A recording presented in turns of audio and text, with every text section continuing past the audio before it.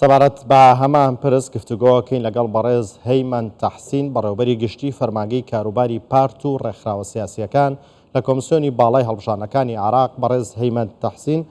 سڵاوتان لێ بێتۆم، کاتتان باش. سەبارەت بە دەستپێکردنی بانگەشەی هەڵبژاردن بۆ هەڵبژاردننی ئەنجومەنی پارێزگاکانی عێراق کە لە شەوی ڕابردووە دەستی پێ کردووە، هەرچەنە پرۆسەکە تازە دەستی پێ کردو، بەڵام ئەوەی تا ئێستا هەیە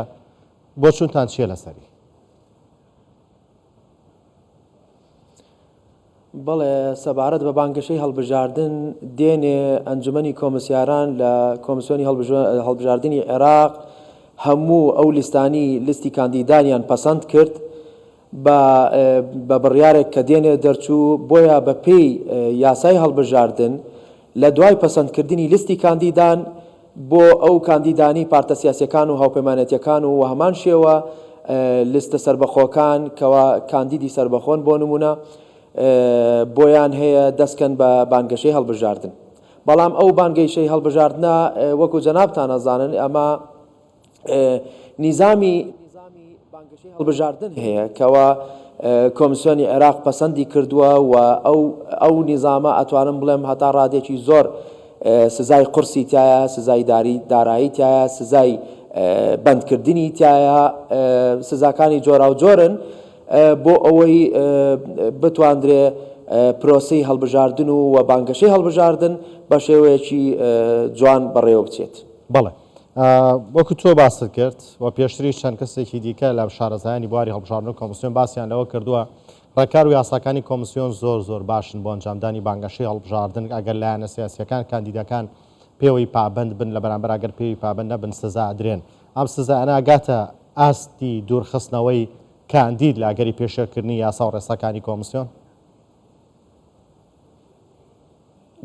بەڵێ بێگومان ئەگاتە ئاستی دوورخستنەوە و هەمان شێوە ئێمە هەر لە هەمان یاسای هەڵبژاردن سزای زۆر قورسی تایە بۆ ئەوانی سەرپێچی ئەکەن و هەمان شێوە کە ئەچێتە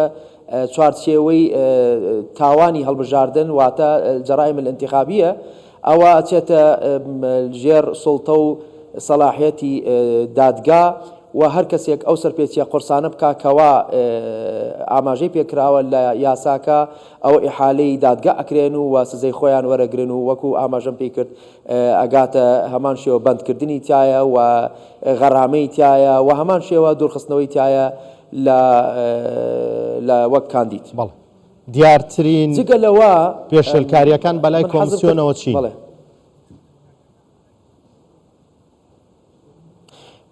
پێشەلکاریەکان زۆرن پێش هەموو شتێک هەنێشت هەیە معلومە لای جەنابتان کەوا نابێ لە با بڵین دام و دەستگای حکومەت بەکاربهێنرێ بۆ بانگەشەی هەڵبژاردن و ئەبێ هەر بانگەشەیەک بۆ نمونە 100 مەتر دوور بێت لە هەر بنکەیەکی تۆمارکردن کەوا سەر بە کۆمیسیۆنی هەڵبژاردنە یان بنکەی دەنگدانە یان هەر فەرمانگەیە لە فەرمانگەکانی کۆمیسیۆنی باڵای هەڵبژاردن و هەمان شێوە ناکرێ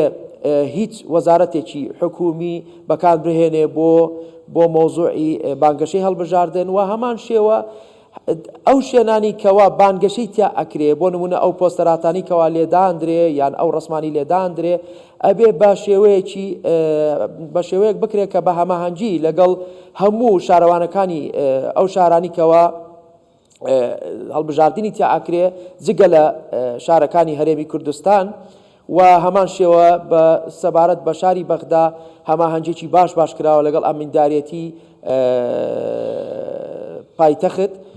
بۆ ئەوەی هەموو ئەو بانگەشەی کە ئەکرێ لەلایەنی کاندیدانی پارتە سیاسیەکان و هاوپەیمانەتیەکان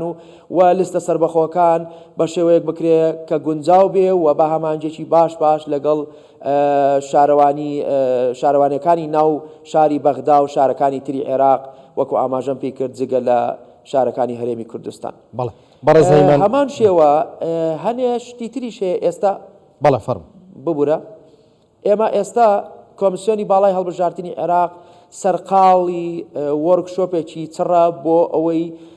هەموو ئەو فەرمانبەرانی خۆمان تەدریب بکرێن لەسەر ئەو ڕێنمایانی کە دەرچووە. ڕێنماییەکەیە ژمارە 5 هین ساڵی 2023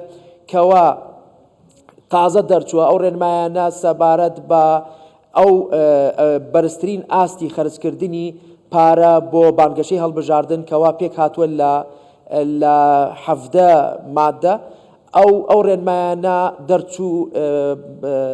ئیسناد کرایە سەر مادەی 23 لە یاسای هەڵبژاردن کەوا هەموو پارتێکی سیاسی و هەموو هاوپەیمانێتێک و هەموو کاندیدێکی سربەخۆ پابند ئەکرێ بەم ڕێنمایانە کە با ئەبێ کەوا بەرزترین ڕێژەی پارەخەرجکردن چەند دەست نیشانکراوە بەڕێزەی دارایی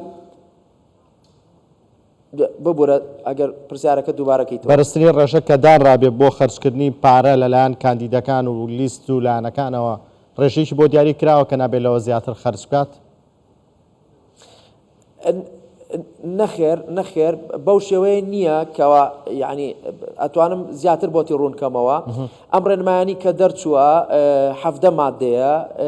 باسی هەموو ئەو هینانی کردووە کەوا با بڵین ئەو ئیزراعاتانی کە ئەکرێ بۆ ئەوەی سەیتەرە بکرێتە سەر مالی سیاسی پاری ئەو پارانی کەوا هەیە و هەمان شێوە دادپەروەرانە بانگەشەی هەڵبژاردن بکرێ و هەمان شێوە هەر پارتێکی سیاسی و هەر هاوپەیمانێتێک و هەر کاندیدێکی سربەخۆ ئەبێ راپۆرتێکی ئەوەلیمان بۆ پێشکەش بکە بەو بڕەپاری کەوا تەرخانی کردووە بۆ بانگەشەی هەڵبژاردن و هەمان شێوە ئەبێ حیسابێکی مەسرەفی بکاتەوە و هەمان شێوە ئەبێ محاسبێکی دارایی هەبێ و هەمان شێوە ئەبێ راپۆرتێکی نهایی پێشکەش بکە لە ماوەی 30 ڕۆژە لە دوای هەڵبژاردن بۆ کۆمیسیۆنی عێراق بۆ ئەوەی بتواندرێ کۆمیسیۆن بزانێ ئەو بڕەپارێ چەندێکەوە سەرفەکرێ و هەمان شێوە ئەو لوجانی سەرەکی پێک ئەهێنرێ لە شاری بەغدا و لە شارەکانی تری عێراق کەوا هەڵبژاردننی تیا ئەکرێ بۆ ئەوەی بە شێوەیەکی باش چاودێری هەموو ئەو بڕەپارێ بکرێکەوە خەرجەکرێ بۆ بانگەشەی هەڵبژاردن و دواتر لە دوای هەڵبژاردن بەراورود دەکرێتەوە لەگەڵ ئەو راپۆرتانی کەوا پارتە سیاسیەکان و هاوپەیمانەتیەکان و کاندیدە سەربەخۆکان پێشکەشیان کردووە بە کۆمیسیۆنی باڵای هەڵبژاردن و ئەگەر هات و سەرپێچی هەبوو ئەوە سزا ئەدرێن و سزاکانیش بە شێوەیەکی دیاریکراو باس کراوە لەم ڕێنمایانەی کەوا ئاماژەم پێی کرد. بەڵێ بەڕێز هەیمەن تەحسین بەڕێوەبەری گشتی فەرمانگەی کاروباری پارت و ڕێکخراوە سیاسیەکان لە کۆمیسیۆنی باڵای هەڵبژاردنەکانی عێراق لە